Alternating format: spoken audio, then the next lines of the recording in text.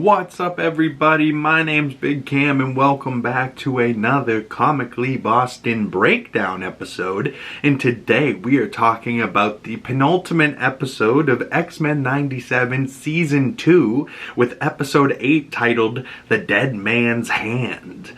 And I wonder what Dead Man's Hand they're referring to. I'm sure it's not our boy Gambit, being the dealer of cards that he is.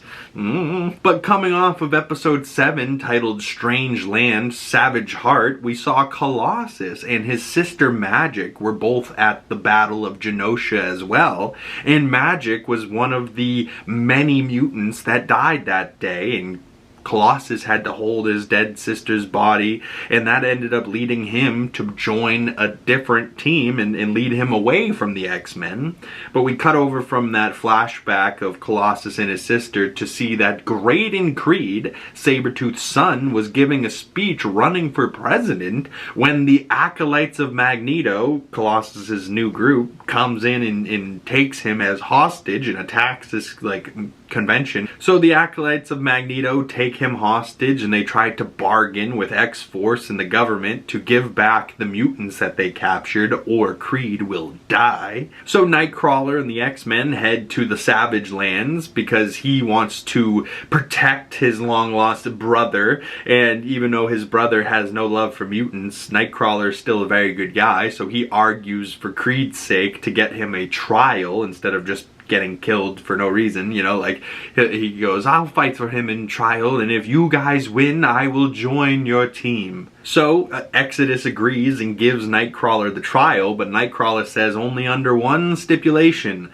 Colossus must be the judge of the trial and proceed over the whole thing, because Colossus is a good man. So Exodus says how bad Creed is, and he's pretty right, but then Nightcrawler gets down to the bottom of it all, that he's not mad at mutants entirely, he's just mad at the two mutants who abandoned him, being his mother and father, Sabretooth and Mystique, you know. And then it's funny though that like Sabretooth and Mystique, and then he's not a mutant, right? But then there's half-brothers like Nightcrawler, and I think Rogue might also be Creed's half-brother, but you know, Creed has absolutely no love for them. So you know, this ends up with them attacking each other, and it all goes to shit. And Polaris and Bishop were off on their own in the woods being cute together in the meantime, and they come in on the back of pterodactyls and knock out the power inhibitor tower, so the X-Men are able to use their powers again and fight back against the Acolytes of Magneto. Exodus and Nightcrawler have a sword fight and bamf around teleporting during this fight, and it's pretty damn sick. And Nightcrawler tells him to yield, but he says he won't, and Creed shoots him through the back and kills Exodus, seemingly. And Nightcrawler teleports Creed out to the middle of the winter tundra, talks shit to him and really puts him in his place, and he's like, I tell you, brother, you might not be a mutant, but you are definitely your parents' son, you know, and like leaves him in the middle of this tundra. I was like, good for you, Nightcrawler. And at the end of that episode, we saw Colossus went back into his human form for the first time since Genosha, and he went back to the X-Mansion to rejoin the X-Men, and like he kind of comforts Nightcrawler and like holds him at the end as they both look at the X-Mansion. But then the episode ended when we saw Task Force X with Cable and his team going to Athens to see what Apocalypse has been up to, and they found a shriveled up corpse of Apocalypse in Gambit's burnt Queen card. So what is going on there? And I'm pretty sure what that's what this whole episode was about, is the aftermath of that little ending there with like, why is Apocalypse shriveled up and where is Gambit, right? So this episode, The Dead Man's Hand, we're gonna figure out where Gambit's at. As we open episode 8, The Dead Man's Hand, with fireworks over Genosha in a flashback that Rogue is dreaming of, and she's dreaming of that dance that she had at, you know, the gala of Genosha that night right before everything went to shit, and she's remembering it with herself, you know, dancing by herself rather than with Magneto, and then she is remembering it with her dancing with Gambit and them being able to touch, and she's kissing Gambit, and clearly this is what she would have rather wanted, with her and Gambit dancing rather than what really happened with Magneto. But then this scene turns dark as Gambit turns into the dark version of himself that we saw in the previous episode that, you know, Apocalypse brought back. And he says to Rogue, "Remember, Cher, some things are deeper than skin," as he like turns into the dark death version of himself. And Rogue, you know, he like touches her and she starts to turn purple and dark and she explodes. But we see this was all just a bad dream that Rogue was having, and she like, you know, gasps to breath as she wakes up, and we see the title card, Dead Man's Hand, and it's like, ooh, what is going on here for poor Rogue? She's like getting haunted by Gambit's mind, or your thoughts of Gambit, but also like, was this the real Death Gambit, like infiltrating her mind somehow? I don't know. We then cut to see her in the X-Corp team sitting around a table all gambling, playing poker, and Nightcrawler puts down aces over eights, and Beast says, "Ah, the dead man's hand." But then Beast wins with 3 threes, and Beast says, "Life's not always a matter of holding good cards, but sometimes playing a poor hand well." Jack London, and that's who he credits the quote to. And I just thought it was funny that like aces over eights and 3 threes beats it? I mean, I'm not much of a gambler, but how does 3 threes? I mean, is 3 of a kind really that much better than aces? Like, in my mind, if you have any aces, you should be the winner, right? Like, that's the highest card. But no, I guess it's not how poker works, you know? You just need to have the best hand. You don't need to have the best cards, right? Like, I don't know. But any real gambler or poker players out there, is that a real thing when it's aces over eights? Do people call that the dead man's hand? And like, why? You know, I'm not a big gambler, so I have no idea. But as they're all sitting around this table, Professor X notices that Rogue is not quite herself.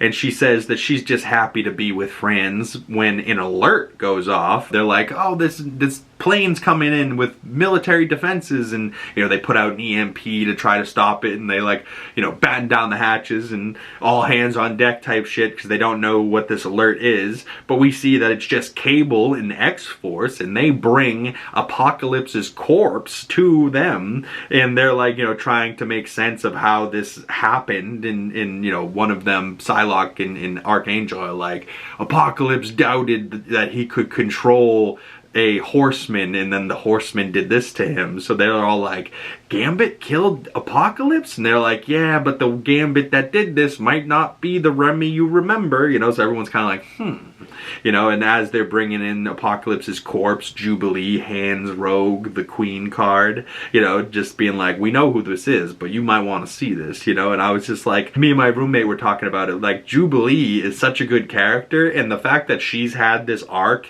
and she's like, you know, the 15th X-Men on the call sheet in this show, and yet she still has a really good arc throughout this season and throughout the 2 seasons. Like, I love her character. But X-Force really came because they want Charles to use Cerebro to find Gambit, and they probably want to kill him and stop him, but Archangel says, Rogue, you freed me from Apocalypse's corruption, so maybe you can do the same for Gambit's soul. And then she's like outside all worried, and Nightcrawler like comes up to her like, babe, your fucking mans is alive. And she's like, I know, but that's what worries me, is that it's Remy and he's back, but he's supposed to be dead, you know. And she's like, I don't know how this fucking possible, but you know, she's probably worried, but she's also, you know, got Nightcrawler to be there like, dude, your fucking mans is back, like, we should celebrate a little bit, we shouldn't just dwell on everything, like, come on. Like, so she hugs Nightcrawler, and then Charles uses the X-Corp version of Cerebro, which Beast calls Cerebra,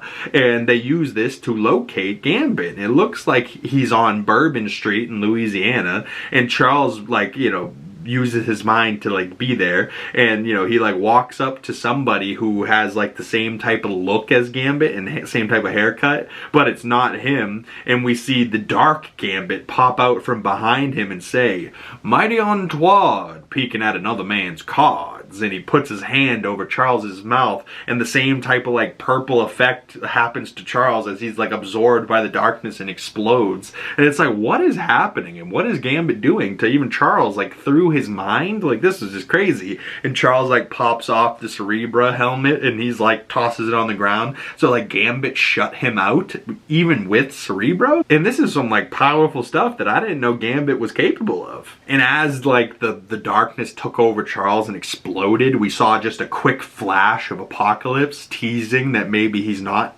quite dead, like the shriveled up corpse might say.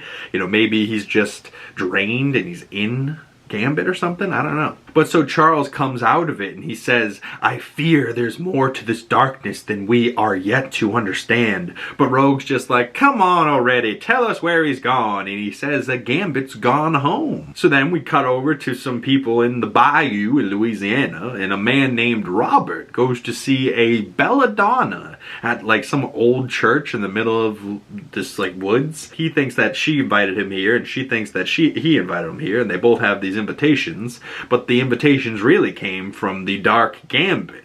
And he's like, what, you guys look surprised to see me? I know I am, you know. And he says, belladonna, you know, your ex, your thieving ex, you're not happy to see me, you know. So I was immediately like, oh, so this must be some people that he was boys with back in the day, you know, and like this was his old crew from Louisiana before he joined up with the X-Men.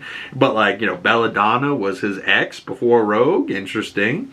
And he also calls the man Robert his big brother. So I was like, oh cool, this is Gambit's like old family and old love and old brother and like this crew here in Louisiana. Interesting. I'm sure there's a whole backstory from the original X-Men show that I just have never seen. So comment below if you guys recognize these people and like you sat up like Leonardo DiCaprio like, oh, Easter eggs, I know these guys. But Robert asks Gambit, what happened to you? And Gambit says, for starters, I died, and then the devil snatched me up out of the grave, as he like puts tarot cards to all of their like necks, and he says, don't be scared, death is evolution. And he like changes and takes over these people, and like now he has his own crew as he's like standing there in front of this stained glass window of this like person. And we find out later in the episode that this lady in the stained glass is really the lover of Apocalypse, you know, like he really did have a heart, but she did him dirty or something. Yeah, I was like, ooh, what is going on here in the bayou in Louisiana?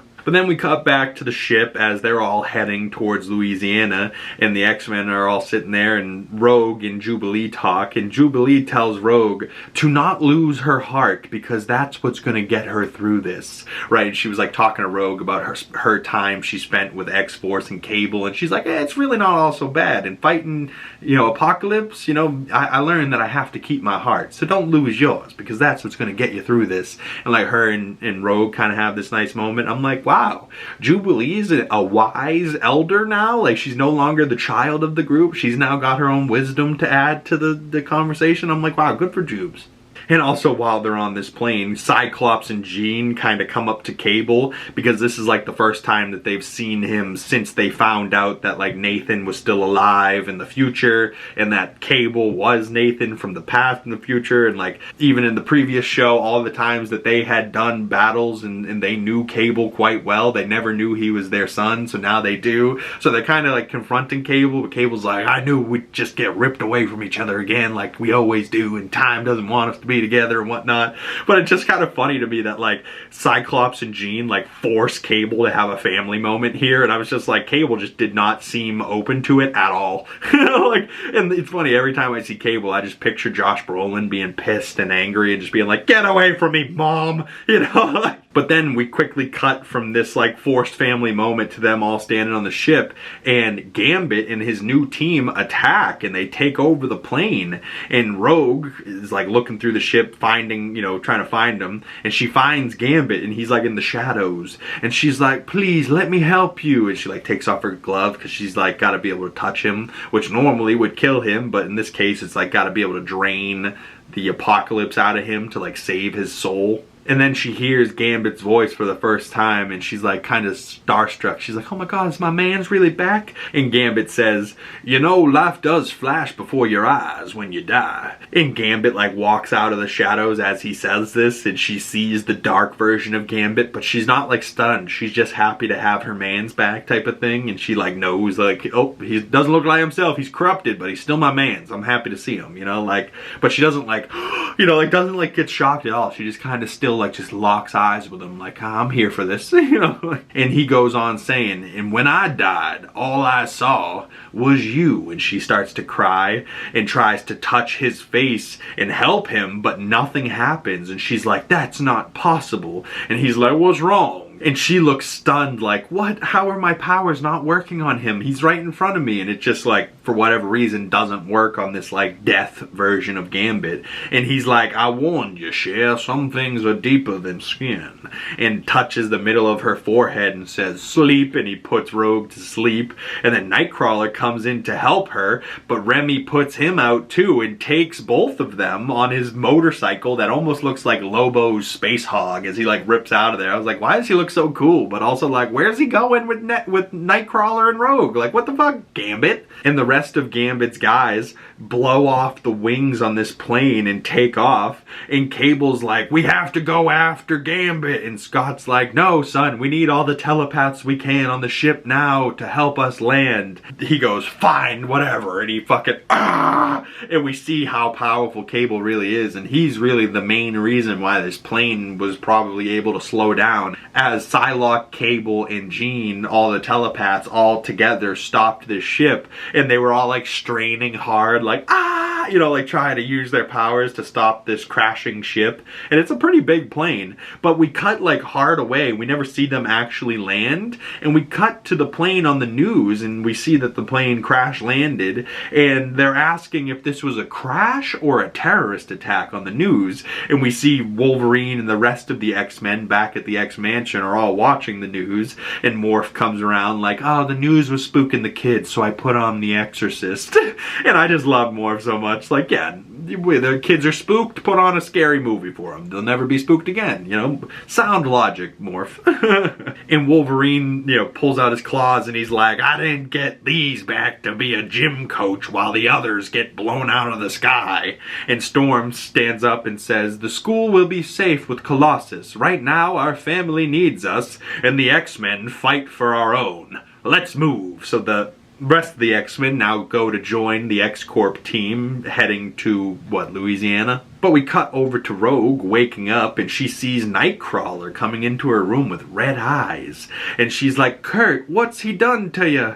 And Kurt's like, time to rise, sister. Dinner is served, and you are the guest of honor. And we see Gambit has set up a dinner for them, and he's got like champagne, and they cheers, and you know, she sits and they talk. And Rogue's like, this is all so strange. I don't know if I should be relieved or if I should be scared. And he's like, I ain't crawled out of my grave to repeat regrets. This is our second chance, Cher. No more holding my cards close to my chest. So I'll lay them all out on the table for you, Belle. I learned Apocalypse ain't no different than us. He had a love that broke his heart too. A priestess of ancient Egypt courted him, convinced him to give her a piece of his power, as we see Apocalypse giving this like purplish stone. And for a second I was like, is this the Power Stone? And like, maybe it is, but either way, you know, Apocalypse gives a piece of power to this love that he had, but she just betrayed him, and this was a trap she laid to seek revenge for what he did to her people. And she done run away with it, right here to the bayou. And he says locals know her as the External. And I was like, everyone just puts an X and then there's their name. Danger X, bam. External, bam. X-Man, X-Force, Task Force X, X-Mansion, X-Jet, Charles Xavier. Either way, External, and Gambit wants to use her relic to make Rogue immortal like him. And he says it will bind us together forever as husband and wife, and nothing, not even death, can keep us apart. And Rogue's like, this all sounds great, love, but how can I trust you? And Gambit's like, I'm offering us a second chance. Please believe in me, Cher. Believe in us. And we cut over to Gambit and Rogue, and he's like standing there alone for a second, and all of a sudden she floats down from the sky in like a wedding gown or like a wedding veil, and we get Gambit and Rogue's wedding. And of course Nightcrawler will be the pastor for this and like preside over the wedding. And like, oh, just I love that like Gambit and Rogue should be getting married and Nightcrawler should be marrying them, you know, like it just feels right, but in this situation it feels wrong. So you're like, oh, I want this to happen, but not like this. And it looks like this is all Rogue's ever wanted, but Gambit takes out a sword and cuts his hand with it because they need blood for a sacrifice. And the Assassin's Guild calls upon its covenant with the external as blood drips into the water and awakens her from her sleep. And she awakens all spooky like, "Who dares awaken me?" And Remy's like, "Me, shall." And she's like, "Oh, Remy, this is unexpected. Why do you look stained and defiled?" is what she calls it. So whatever his like black, dark death version of his skin looks like, she calls it stained and defiled is what Apocalypse did to Gambit's body. Ooh. And she says, "What is it that you seek?" And Remy says, and just like points at her relic, and she like laughs at him. And he says, "I want your relic. It belongs to me. You stole it from my predecessor." Wait a second. So is this new Death Gambit like seeing himself as the new Apocalypse, and like he's taking whatever he had? He's like, "Hey, he was my predecessor. You got what was mine." So he tries to take it from the external, and the external is like, "You dare defy me?" And she goes to like attack him, and she's like in the middle of this long-winded speech, and Remy stabs her with seemingly like a Grim Reaper sickle. And so Remy stabs her, seemingly killing her, and he's like, "Sorry, gotta cut this game short.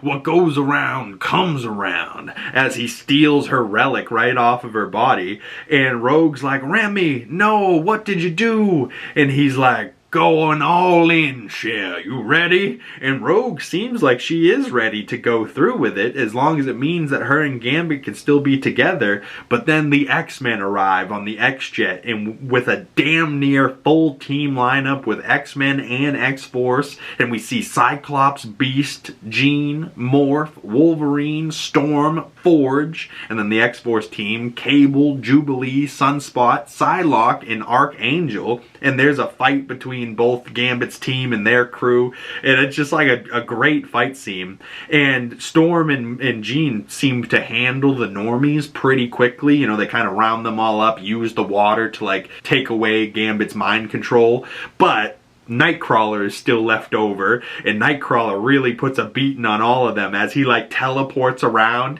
and we see like from first person Nightcrawler giving them the ones and twos, teleporting, giving the next person, and then he like bamfs, grabs them, teleports them up into the air and lets them go and drops them down into the water. And I was just like, "God damn, Nightcrawler, how strong are you?" And then Jubilee is able to use like almost like a flashbang firework to blind him, and then Cyclops hits him from the side and is able to knock out Nightcrawler for a moment. But Gambit, during the middle of this fight, forcefully puts the relic on Rogue's chest, and she like absorbs it and then collapses and passes out.